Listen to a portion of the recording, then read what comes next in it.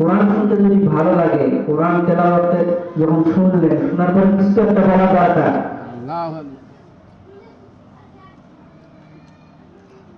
আমার আল্লাহ বলতেছেন ومن يعش عن ذكر الرحمن نقيض له شيطانا قيض له قرين।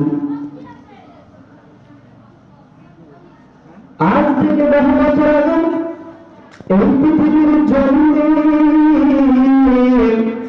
আমার আল্লাহ পাক রব্বুল আলামিন যখন মানুষগুলোকে পাঠাই দিল, এই মানুষগুলো পৃথিবীতে আসার পরে আত্ম অহমিকা অহংকার করার কারণে